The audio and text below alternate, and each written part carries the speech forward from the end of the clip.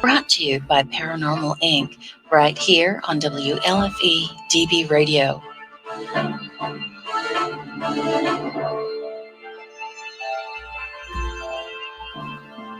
Hi, everybody. Welcome to Stepping Into Paranormal, episode 24. 24. Wow, we're getting old. Almost. Next episode will be exactly like 1 year. Yep, 1 year. Yep. Happy Memorial Day weekend, everyone. Thank you to all the vets. One love to all the vets. Yes, thank you for all the past, present, and future to come. And I got to thank all the first responders as well, all the doctors, nurses, everything. If you stick around to the end of the show, we have a very special announcement about something we're doing for all the first responders, doctors, nurses, policemen. We're doing something very special. It's a project we're working on. So that will be at the end of the show. Before we get started, I need 30 seconds. All right. I have a very dear friend of mine that I met 2 years ago at the Gettysburg Bash. Okay. And her name is Sydney. You all may know her. It's Chelsea Gill's daughter. And Sydney made me this postcard. Oh! And sent it it's to so me. Cute. It is, isn't it? She made it it's herself. It's adorable. Now, I just have one question. I framed it because mine? It's on. I'll make you one when I get home. I framed it because it hangs in the center of my autograph wall. But on the back is a special message that Sydney wrote to me that I cannot reveal because it's meant for only me. By the way, Sydney, we love you. Everybody spam Ernie next Wednesday. Happy birthday. I didn't say that. Sydney, we love you. We will see you at the Bash. I'm so looking forward to it. And thank you again for the amazing postcard. And what else we got? We have got a very special guest today. Very special guest today. You may know him. The awesomeness. You may know him from Paranormal Rewind with Sam. Yep. Recently, he was on Paranormal 911. Everybody knows him. Everybody loves him, including Dave and I. Mr. Keith Bailey. What's up, brother? Hey, everybody. How you doing? Thanks. Hey, how are you, Keith, man? I'm well. I'm blessed. I'm blessed to be here. Thank you. Thank you for having me. Thank you for joining us. You bet. What are your you have any big Memorial Day plans, Keith?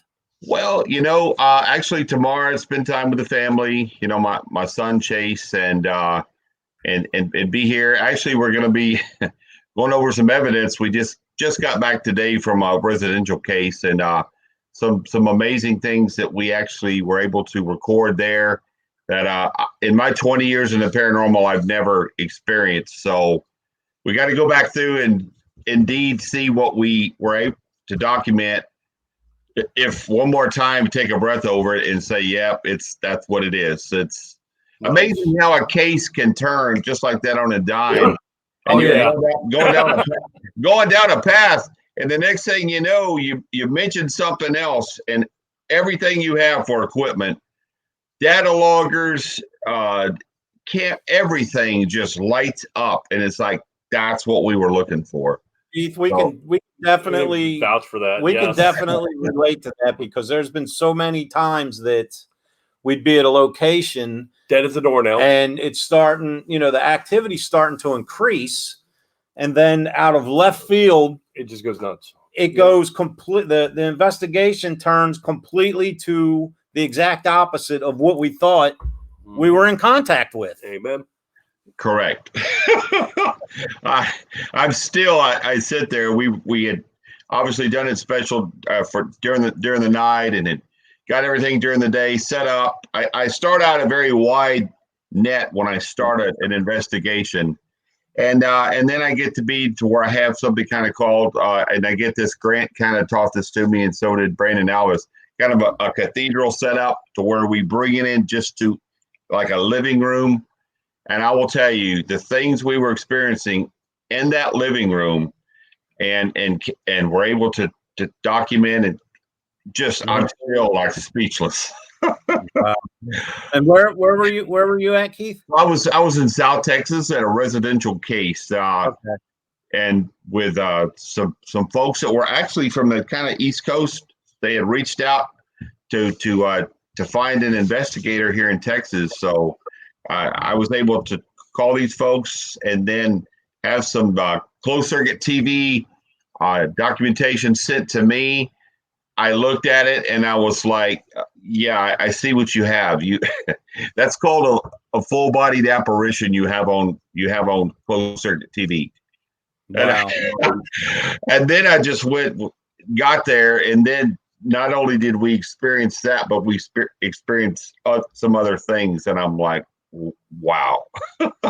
Wow. Yeah, I used to think in the paranormal, oh, geez, this, and that, but now it's you truly. There's nothing anymore that surprises me in the paranormal that you can experience. Oh yeah. I know exactly what you mean. So tell us what you've been up to. So as of recent, I've been really blessed. So many opportunities of getting to that are about to resurface after some of this kind of darkness all of us has experienced with this event out in the paranormal with us. Obviously, the virus, and from that, so many of us have been kind of kept indoors and not able to get out, but from that, we've been able to have a show that me and Sam have, which is the Paranormal Rewind, and so many folks that we've had on there so far, from Brandon Alvis to Durham Martinson to actually somebody that is well known in the paranormal, amazingly, is Andrea Perrin, and just wow, some of the people we've already got to encounter and speak with and talk and share their story has just been, I'm blessed. And to get to work with Sam, an author, kind of a history researcher, what a bright guy. So we kind of are known in a comedic sense in the industry as the odd couple, my comedy and his tone for seriousness and getting the full story, I tell you, it's been blessed. But with an opportunity, that kind of reminds me of another duo. Well, these folks these days, what are you going to do, right? Yeah, but isn't it amazing? God puts people in your life, and this journey that we go on and get to work as a collaboration with people and get to. Oh yeah, it's amazing. There are some amazing people in this whole field. And then some events coming up. I mean, you start looking at here very soon with the bash, right? All our friends that are there. Me and Sam are going to have the Plymouth Paracon here in September. Wow. My friends Jay and Maria Yates at Vulture City in October. That event has just blossomed. We went from beginning at last year, and now we have Johnny Zaffis is going to be there. Yeah, I followed that. We wasn't there, but I followed that event last year when you guys were there. And so, it seemed like that was amazing. One of the things about that location is, again, the history, and that you have so many locations on this property to investigate. A lot of times folks have these events and they'll have one building, and that's really cool. But when you get to have acreage of property, and then the history with the death and the gold mines and that all coming together. We had some experiences at that location last year that again was like a tearjerker. Like Keith, have you I know you've heard of it, and I actually investigated it. And Jason and Grant was there. I forget on which season, but the Red Mill Inn. Red Mill. I haven't been there personally. Was that a mill up with Tim Malley up in way up in where was that? Jersey. Could have been. It's like right on the other side of Philly. Because I remember on the journey up there, I was all excited because I rode past the Philadelphia Phillies baseball stadium. Gotcha. You remember the episode that Jason and Grant were there is when it was one of the two said that, if you're here, can you go up and pull on his pants leg? And one of them got their pants leg pulled, but they were in different rooms. Okay. Yeah. I remember that. Now I know what you remember now. And they said something in one room and it happened into the other. Yeah. And then they went back and said, I'm going to ask you a question. And then it said, tell me about this. And then that's exactly what happened to me. They said but that happened. We actually, and this doesn't happen too often. We believed we were making contact with someone and we asked them their name, and they actually gave us a first and last name. Wow. Yeah. Yep. But it's really nice. It's an abandoned rock mining town. Gotcha. And they have the mill, they have a general store, they have a schoolhouse. And I mean, it's just, when we investigated it, it was like 9 degrees out. So you couldn't tell if it was if a cold spot went by you, because your body was just like in hypothermia. There's a lot of cold spots. That goes right along with what you're saying about when you have a property that has all the different locations. So that place, I tell you, I will share this. If folks get an opportunity, at some of these places that you may happen to see that I'm going to be at, there's a couple things that makes that attractive in its own right, and I will share this. I really try very hard to go to places that folks are truly respected in this field. Number one, it's a big thing for me. That's like everything. If while I'm there, I'm known kind of in the industry, I bring a lot of equipment, typically an entire huge trunk of equipment. And what I will do is I will pass that equipment out and say, please, I want to share this with you.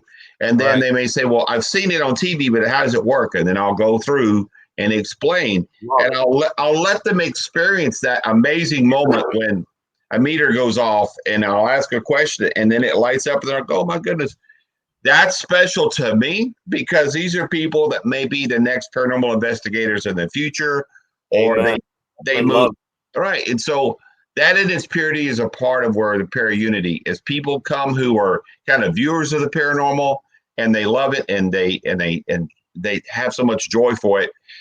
But this is when you are at a location and you talk to someone's loved one who comes through, and we experienced that last year in Vulture City, and it was so emotional. I don't think in the room there was a dry eye. Oh wow! Because everyone got to say, "Oh my, it's real." It really, it was totally unscripted. I mean, obviously it's not, but it was like, "Oh my goodness!" And then they felt this swoon of like warmth of love, but they also felt this. How angelic was that?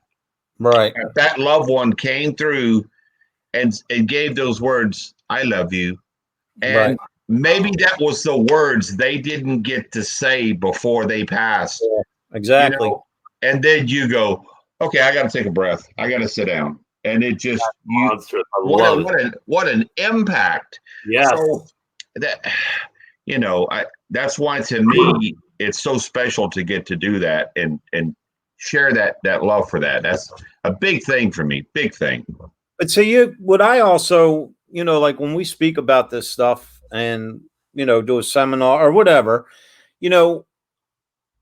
a lot of people that come out on these public events and ghost hunts and whatever, like all of us, they do it for the thrill and, it's going to be spooky.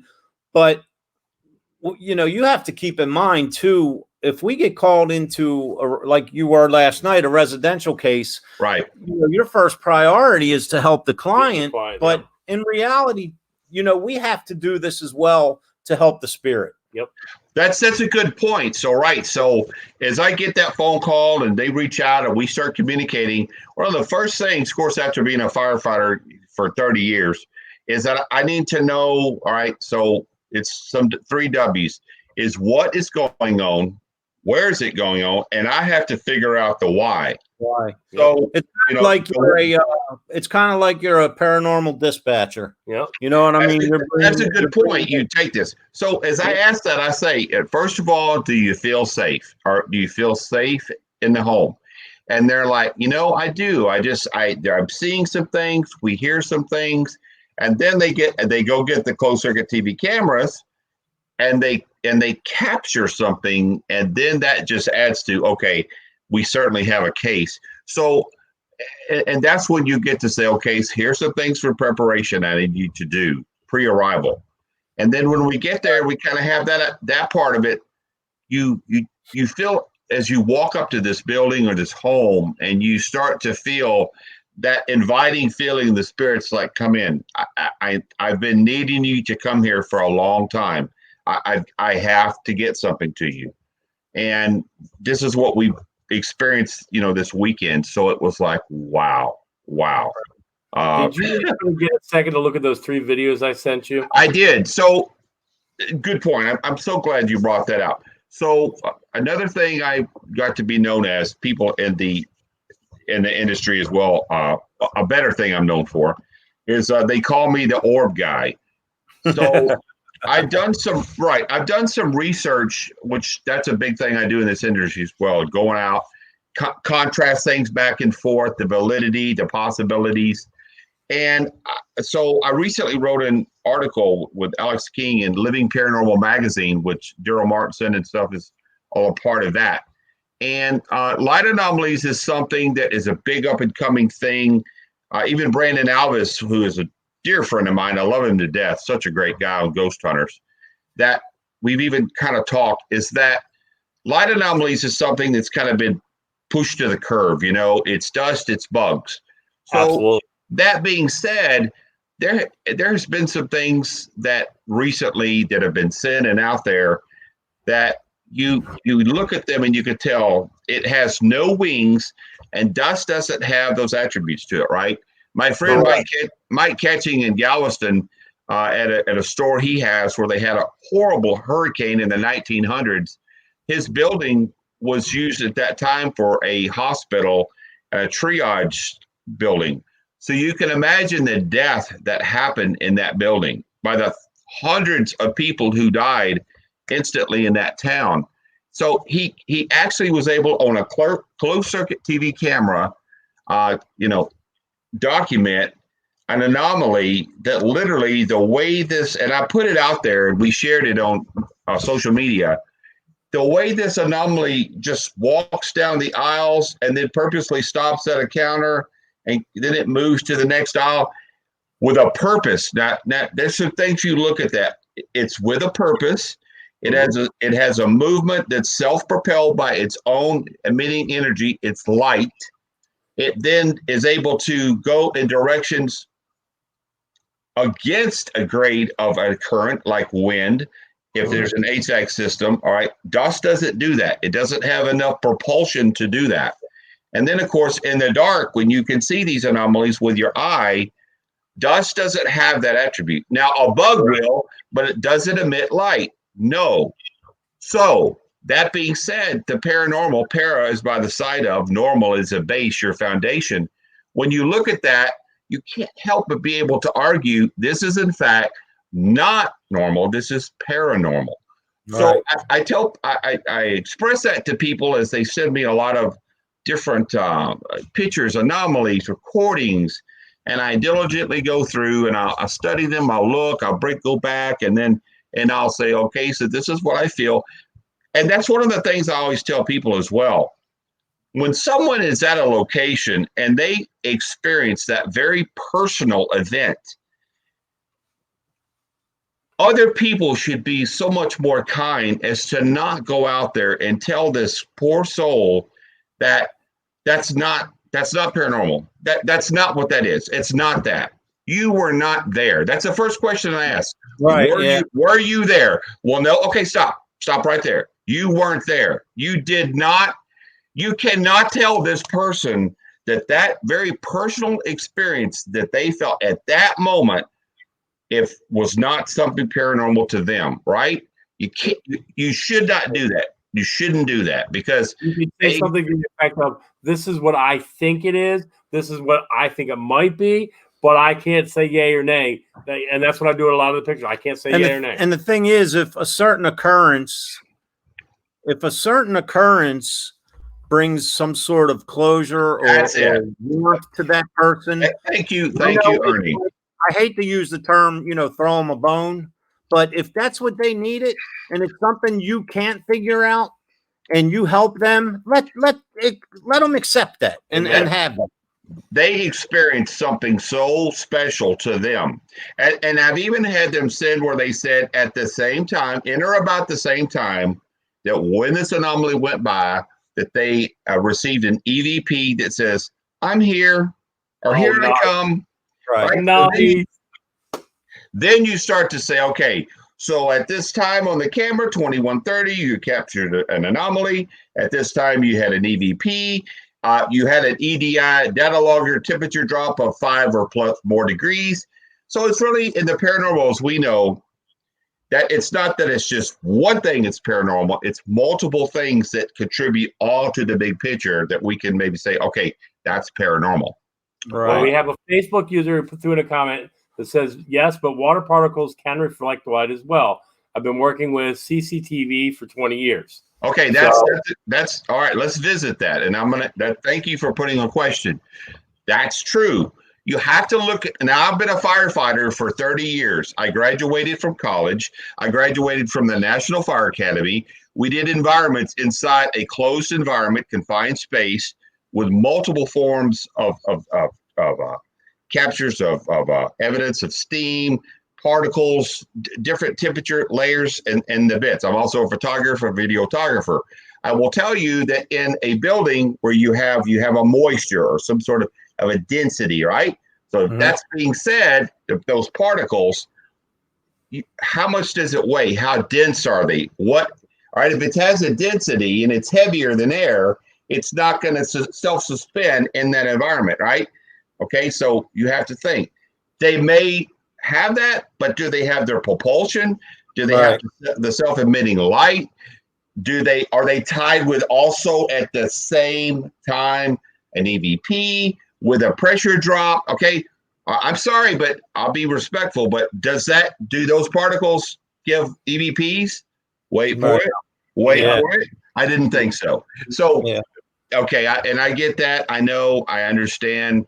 But I will again defend that diligently, because it's not that it's just one thing, it's multiple things that contribute to that being. And people so many times just beat up light anomalies over and over, and ectoplasms, mist, different forms of attempted manifestations of a spirit, where you could kind of see legs and the others trying to form, right? They may not have that energy. So I tell people, slow down, slow your roll. Let's look at this, see what we got, right? And I love blowing things up on my 60-inch plasma and going frame by frame on them. Right. And there's the cylindrical circles. You look at the spear, the density. Inside it, is there multiple? Yes. Right. The 3 videos I sent you, just an FYI, are taken on 3 separate dates. Correct. And they actually triggered it's not a Ring camera, it's a different off-brand, but the same thing. It triggered it, and you can see it's coming from different directions. Right. So, and that's a good point. We had an experience in Gettysburg. In fact, we were doing some experimenting investigation down in a area that I get access to for my years of going to the National Fire Academy. And we were at this place where I get lots and lots of evidence. And we had a group of people that were there with us. And I asked anybody if they had a loved one that wanted to come through. And of course we did. And at that moment, as I started talking and asking and had all our equipment live and rolling, we experienced a huge, and I mean like melon-sized anomaly. Nice. It comes in next frame, number 2, was a full apparition, and then it parted away. The apparition was gone, and the anomaly went up in the trees. We captured an EVP, and the EVP said bear, like the animal. That ended up being the name of a man who was nicknamed of a man that was standing there. Oh, wow. And the anomaly that then elongated or manifested kind of, it actually totally just elongated into this manifestation of a person that turned out that was side-by-side picture of the mother of the person that they wanted to talk to. And she said, "That's my mom standing next to me." So, Keith, I have a question for you, and I want your take on it. Multiple times and occasions throughout, our paranormal career, there's been a point in time where something has happened. Okay. And what we saw, like Dave and I both saw something. Okay. We heard the noise. We both saw it. And what I saw was different from what Dave saw. Also, many years ago, I told the story of when I took a photograph with a digital camera. When the flash illuminated the room, I saw a man standing there. wow. The reporter that was with me didn't see a man, but saw a red, which she described as a ball of fire, shoot off toward the corner. What is your take? My question is, what is your take when something occurs, but the people there see it differently, Right. or see it in a different image? So that's a good point. So recently, my very good friend Brandon Alvis, and really a mentor to me, has a new camera, the EMCCD camera that they've used on Ghost Hunters for season 2. Now, this camera from NASA captures photon events. Yes. Which I've seen they that. are okay, and so I'm pretty much days away from finally getting mine. And I will tell you that these will probably silence the ones who are non-believers of anomalies. Absolutely silence, not a word. I'm talking mic drop type silence. That's it. They will be no, that's it. These events that are being captured are so amazing of how these type, as they turn into these anomalies, these orbs, and they've captured. They had a shadow figure that wouldn't have been picked up by another camera. They also had these very tiny little anomalies that were coming from a room that wisped into another room that nothing else was lit up. They ended up also capturing something that was amazing. That was in Illinois, and this is when Daryl and Mustafa were downstairs, and they see this flash. You mentioned about kind of a red. They saw this flash of a blue light emit from a building that doesn't have any blue light emitting from it. They made their way upstairs. They quickly get upstairs, and they look around and didn't see it. Thankfully, the EMCD camera was in that room when they had left. Get it downstairs. They show it to Brandon. And let me tell you, they were able to document a blue flash that flashed. It opened up, and the next thing you see, it's gone. And so there was discussion about what it could be. What do you think? And it posed a question. If, in fact, did they document an opening in that room of where the spirits go in and out of our realm at that building? It's thought that a lot of times when we have these doorways or these spaces of where they come in and out of our universe, that this is a possibility. And I talked to Mike Rinsecker about this, who's another brilliant man in this industry. Brilliant.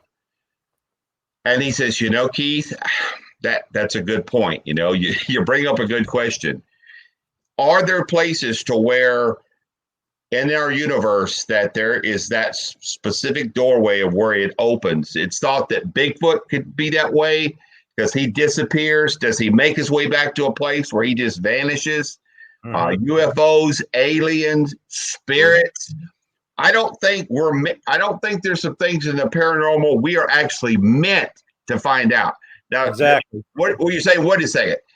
I think we get just enough that we get to see, and then it's like, that's it. You can't know anymore. That's where the universe and time it meets, and then you're not meant to find out anything else. That's it. And it's like, wow, I'm so intrigued. it's what keeps us pushing to find out more. So when people speak about the event that you had and what you saw, they've said that these photon events, some people with their eyes can see these events clearly, and others don't see anything at all. And it comes from our eyes. Certain people can see them. Others are like, I don't see what you're talking about. See, And that, to me, Keith, that makes a lot of sense because there's a chapter in the book I'm writing, and what it is, it's about, I mean, I'll give you a very brief summary. right. It's about when I saw the apparition, excuse me, the apparition of a priest. Wow. And two other people, without me telling anyone about this event, two other people that don't know each other saw the same priest at the very same location in the basement of the church. Wow. So it has, it makes you think, where we saw him at, is that exactly where he's passing through, or right? I mean, as soon as you brought that up, that's the first thought popped in my mind. And that's a good point. That would almost lean to some sort of residual imprint of where at this moment where he comes through and he's gone. He comes through and he's gone. That's really intriguing, because you think, wow, that's it drives us, the unknown, right? The world of the unknown. All of us just keep going and more and more. And the more we learn and get out there and get to experience that as an investigator, when we go to a residential case, those bits of information and education that we pull from that, we can then say, okay, that's kind of what I needed to learn. Then you go to a home and you speak intelligently to these clients who want to try to, find out their answers. And, through experience and investigations, I found that, and then you diligently give it. Now, part of that's so crucial is having a foundation of people that I reach out to or paranormally network with. I'm blessed to be on a team with Jack Kenna, Ellen McNeil, Carly Hall up in Spirits in New England, which is my home base. I'm kind of the Southern division for that team.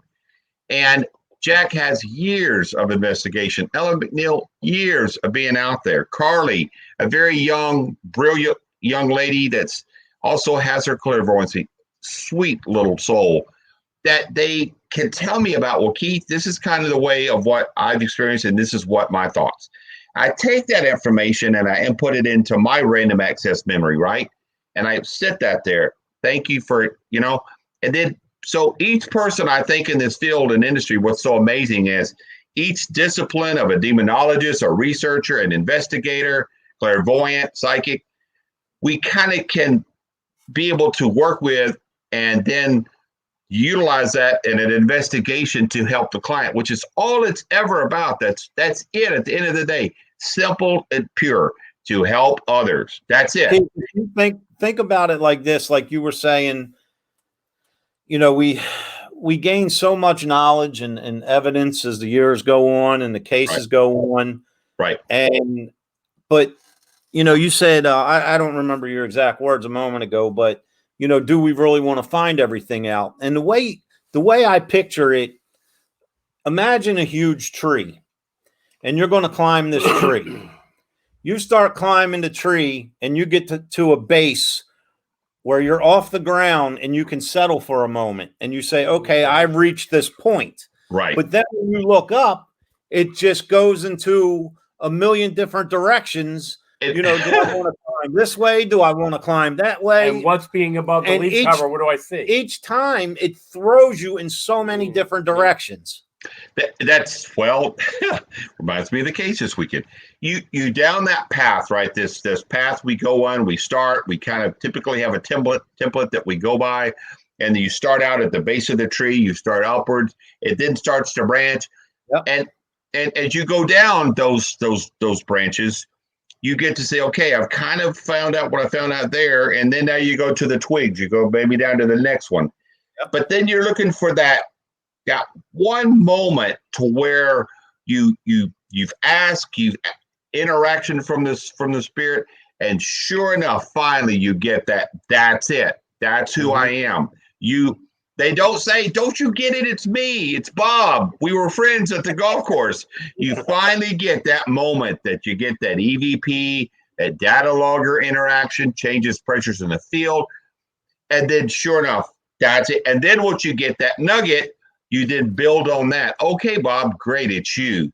Bob, do you have a message? They're like, yes. Tell Linda that I love her. Tell Linda that I'm sorry. Tell my sister I love her. Ernie and I caught a case. You just sounded like you described a case we had. I'm really not psychic, guys. That's the second time I'm not psychic. I'm not psychic, but you literally described a case we caught up in Pennsylvania. The lady calls us up. Her kids who slept upstairs in the bedroom suddenly stopped sleeping up there. They refused to. Some weird things going on, just noises. Right. It was scaring the ever-loving Jesus out of them. Yeah. So we went up there on an emergency case. We asked the mother and father to send the kids off with Auntie off-site, right. And we started investigating it. During the investigation, Ernie caught a photo. It looked like literally a biker with a bandana pulling his head back and a beard. Wow. And she looks at it and she went, oh, my God, wait a minute. And she pulls up one on her phone in the front of her house in the window, and she's like, we put them side by side. They're exact same person, right. A few days apart. Now, in the process, I have no flashlights up on her TV stand that have been doing nothing for 20, 30 minutes. Right. And as we're talking, she goes, that looks like my Uncle Larry, I think it was. Uncle Jerry, whatever. Yeah, I think Jerry. Uncle Jerry. She goes, I wonder if that's him for some reason. And the yes light pops on. And we all just kind of like, wow. So we started talking to this entity. Turns out, and one of the questions I said, well, when did he die? And she's like, he's still alive. I'm like, are you sure? Oh. And she goes, walking over the phone. She goes, hold on. She picks up the phone. She goes, hey, it's me. Yeah. Can I talk to Jerry? He what? When? Why didn't you call me? Oh, my. I've got people here. I'll call you back. She turned around. I went, when did he die? So apparently he was in a motorcycle accident or something to that effect. And during our process, we're like, are you trying to scare them? No. Did you just want her to let your niece know that you died? Yes. After that, we did a blessing on the house, packed up the equipment, came home, started reviewing footage. She hasn't had anything since then. Yeah. Been clean. Wow. Clean. So through that message, he was able to get and then have some closure maybe for the family. Yep. Wow. And the kids are in their bedrooms again, which is great. You know what? That's when you make it special, when it's something, when it the folks that you're trying to help get to experience some sort of a hey, goodbye. And it's almost as if spirits do that to say, hey, goodbye. I didn't get that chance. Right. That's why I love doing this, because when you get that even that glimpse of it. We had last year, Keith, Lori Johnson was holding like a psychic reading event or whatever at the Lookout House in Pennsylvania. Right. She invited us up to lead an investigation afterwards. Sure. And I believe his daughter, your daughter was sick. Grace, I flew solo on this. So Lori and we were up there doing our thing, and I forget the room we were all in, but the whole group was in the room. And I didn't tell anyone this, and I'm not going to put no names out, but a week prior, a family member passed away. Okay. And so we're there doing our thing, and out of the clear blue, Lori says to me, hey, Ernie, someone entered the room that wants to see you. And I thought she actually meant a living person. So I turn around and look, and she's like, no. And I was like, okay, so I get it. So I'm sitting there, I'm continuing on with I think whatever spirit box session we were doing. And Lori said, he's standing behind you. Mm. Now, no one knows this, because I don't tell a lot about my business. So no one knew we had a death in the family. And of course, no one knew who it was. So I immediately think of my grandfather, Ernie, because I've had several mediums tell me that he's with me a lot. Right. So I start asking, is this Pop? Are you here with me? Is it Pop Ernie? And I said, can you identify yourself to me? And a name came across the spirit box, and it was the name of the family member that passed away a week prior. Wow. And I mean, it made my jaw drop, and everybody looked at me like, wow, what did that name mean? Because they didn't even know that there was a death in the family. I didn't even say nothing. Wow. But it's so amazing sometimes how the case, we were close to Gettysburg. We were in a haunted mansion. We're thinking that the information we received is going to have something to do with Gettysburg or the house that we're in. And all of a sudden, here it is, someone saying they're there to see me. Right. You know what I mean? Yeah. Well, that the only way we know who's on the other side of that door is through a peephole, right? If somebody's knocking and you don't know who's there and you're not expecting anybody, when the door's open, you just never know who's going to come through. And I call them guests now. They're not necessarily, a ghost or something. I tend to have learned that from a client, our guests. So who's our guest with us? Who is it? And then then I have a whole nother thing about that is I talk about turning the chair around. Come up, be inviting, sit down as if in a living room that we're just visiting. And then you'd be amazed at once that happens, of what light shines from you for them to say, okay, I can trust you. You seem like, have you ever had it and noticed that some people in the paranormal just never get evidence? They never experience things. Oh, gee whiz, I went in there and said, I know you're here, spirit. Come out of the walls. I know who you are. You're going to talk to me. You're going to talk to me. We have a friend. I won't say his name on air. You actually met him at the batch. Yep, you met him. Oh, okay. He come to one of our investigations and or something. Everything left. And he was like, hey, I'm just telling you now, I'm a paranormal investigator. I love this. I'm so into it. But for some reason, it's like I chase the spirits away. And I love it. I'd be damned if he wasn't lying, because we was at a location that never lets down. And he was in Ernie's group, and he was in my group. So he got absolutely nothing that night. But my group got everything. And you couldn't have a spirit at the bar with a beer. That's sad, right? You're just wow. Okay, all right. Well, that's rough. Hey, I'll throw this much out there. If you're watching, we love you, big guy. You know who you are. Wow, maybe stuff like that. Eventually, they kind of they get to be a part of it. They understand, and then they're like, okay, I kind of see where I'm at, and it truly is about respect, and that's why I try to, that's going to be my template this year when I'm going to the Paracons and speaking. I developed a template to go by. People, how's your investigation? So I finally said, I'm just going to write it out, have a program on it, speak on it, and then people will be able to say, wow, it just all fits. And then you shouldn't leave out any components with this. So that's why it's important. We've spoke before, Ernie, and I know for me and yourself, you guys being police officers and being in what we do, I often have people say, what do you talk about when you say you're a man of many hats? And I say, well, it's not that I just have a collection of hats, which from all over the world I do, different places, but I speak about kind of something that you put a tag on or something that you feel is a part of you. A lot of people see me, I wear the Ghost Hunter's hat. Well, for one thing, Grant Wilson was a huge inspiration to me for so many years about this industry and getting to believe in yourself and following your dreams. And if it's something you want to do, go out there. And as he got to know me even more, he's like, Keith, you're just a kind soul. You're a great guy.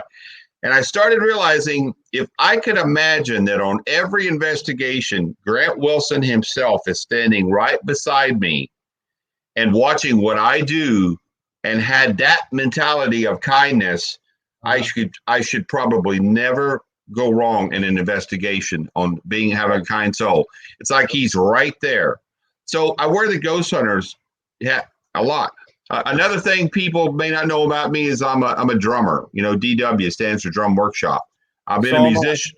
I've been a musician for years. I wear this cap with pride. DW makes a good product. Another hat I wear, obviously, in the industry I've worked for so many years, is being a firefighter. I'm a retired captain. I wore that hat with pride for so many years, helping people, graduating from the National Fire Academy, doing something I love.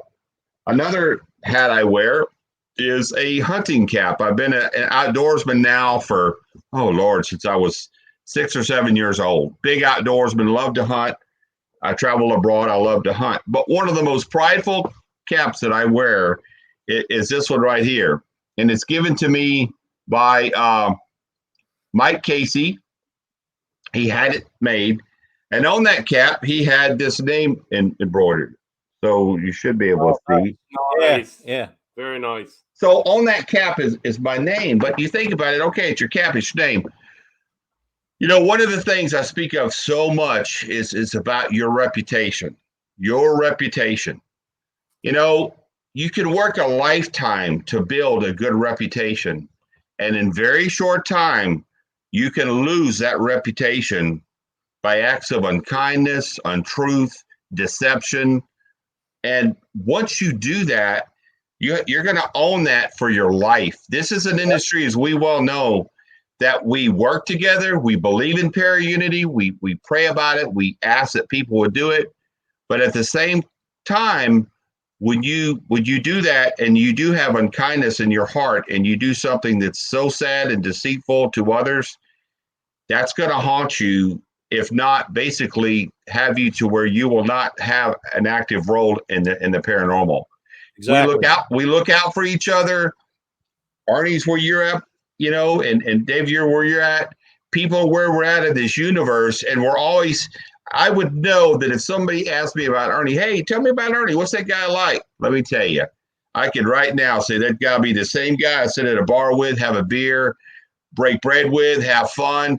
And my prayer would be is the same thing Ernie would say about me. Is say anything you want about Keith. He's a wild card. He's a fun guy. But I really cannot say one bad word about that guy. I just can't. It's nothing to say. And that's when you know your reputation is something that you're going to be known by forever. So I work diligently at keeping that good reputation. It's so important. You know what? Let me chime in. I completely, absolutely respect that, but I got to tell you, you don't have to work hard at it, because knowing you, spending time with you, you're just a genuine guy. And that's your character.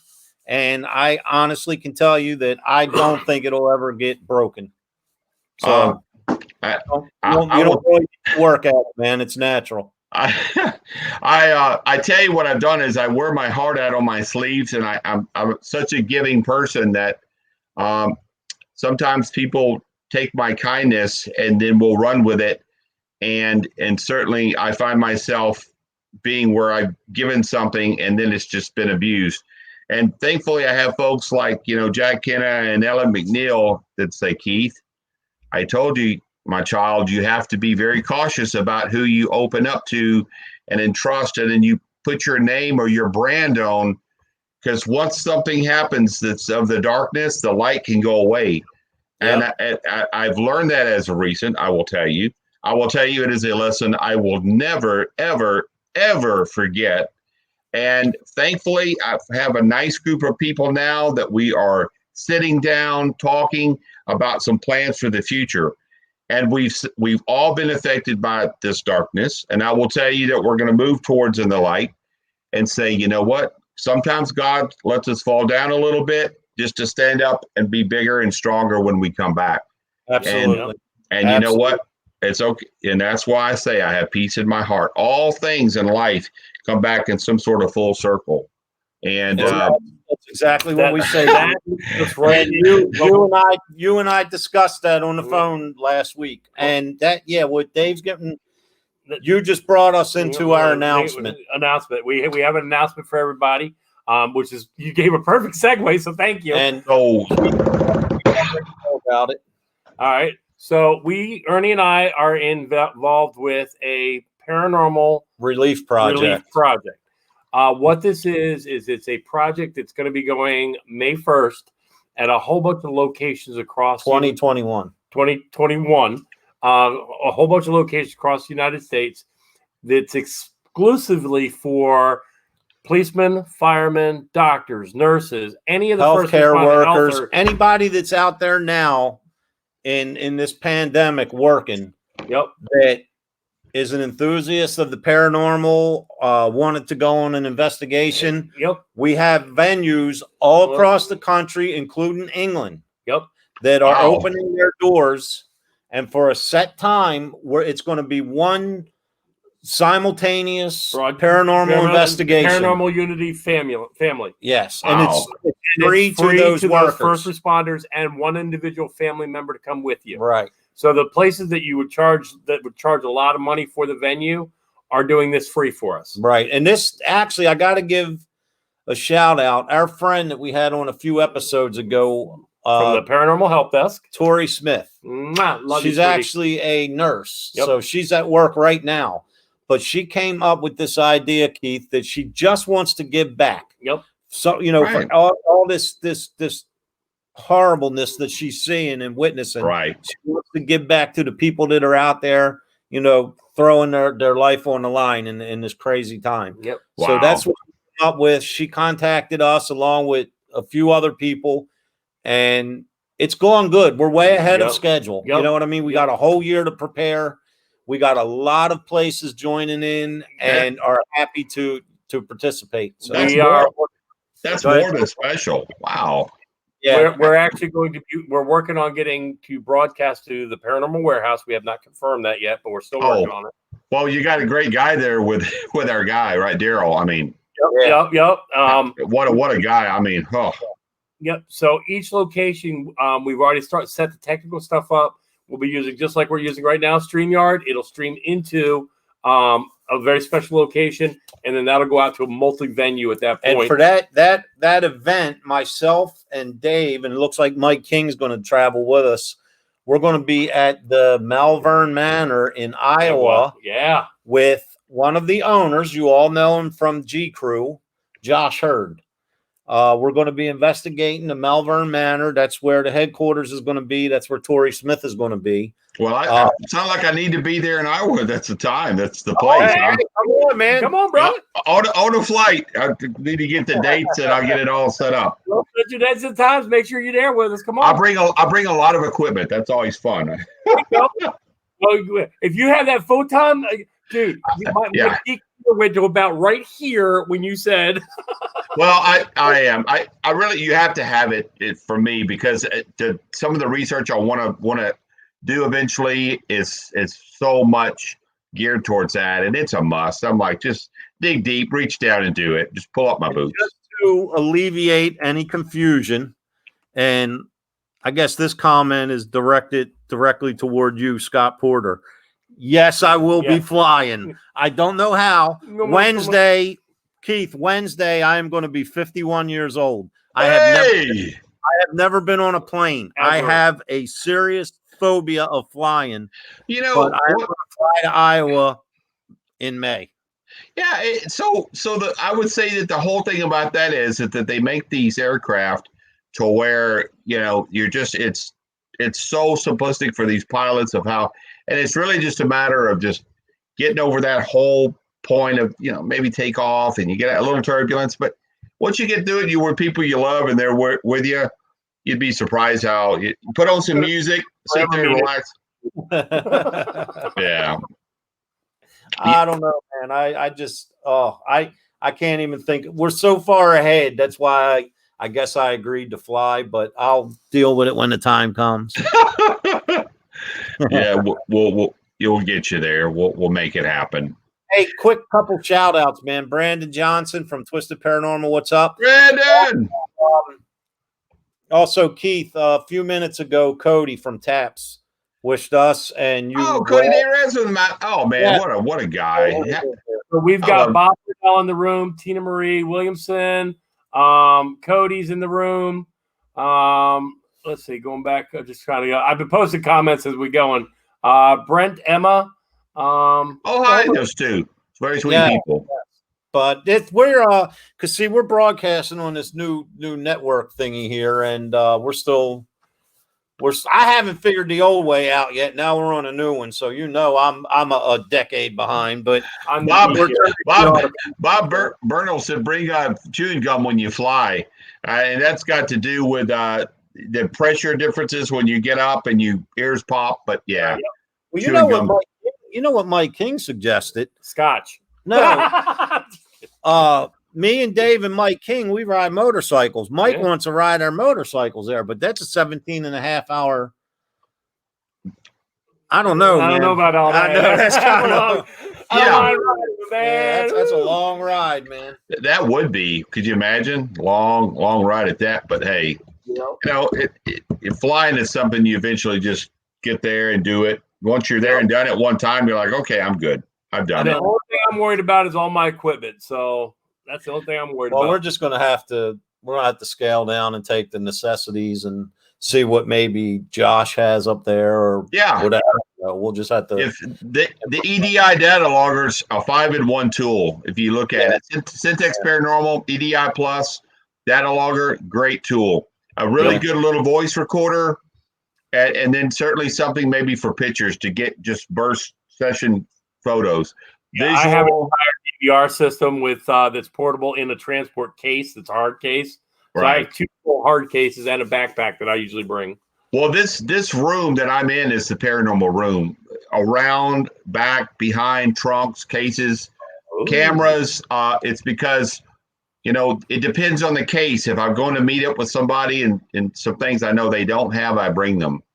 But video equipment, just videos behind you in the spirit boxes. So I've been geeking about that the whole show. Well, some of those are obviously custom made that were made by folks that they don't make a lot of boxes. One of them is actually from England, one of the big ones in the corner. That was made from a guy who's very special, made it for me, and it's amazing. That guy, the one that he's super. I didn't have any. He was out of them, but he said next time he makes more, he's going to contact me. I'm like, yeah. So I got in touch with him directly, so I know who you're talking about, and I'm like, I want one so bad. I want to put a shout out also for folks who want to see an amazing documentary, The House in Between, from with Brad and Steve Conglaze and John Bullard and the folks from there. And Kendall Welton, who's a cameraman from Ghost Hunters. Listen, if you're looking for an amazing documentary done very respectful with the owner that was involved and the homeowner and helping her, what an amazing documentary. I tell you, job well done. I think it's probably still #1 out there, but wow, what a documentary. Amazing job well done, guys. Awesome. Well, Keith, thank you for being on our show. One love, Para-Unity, guys. Keep in touch and stay safe during this pandemic. We really appreciate you joining us, man, especially not just for a Sunday, but a holiday weekend. Amen. Oh, absolutely. Anytime, you guys. Much love. God bless. Be safe. We'll see you at the bash, Keith. See you there, brother. Be safe. All right, man. Thank you. Yeah. Okay. Bye-bye. All right, guys. Well, just a 2-second goodbye. Thanks, everybody that tuned in. We love you. Thank you. Be safe. And just, one love. Happy Memorial Day. Yep. We'll see you guys. 2 weeks. Special guest. See you guys.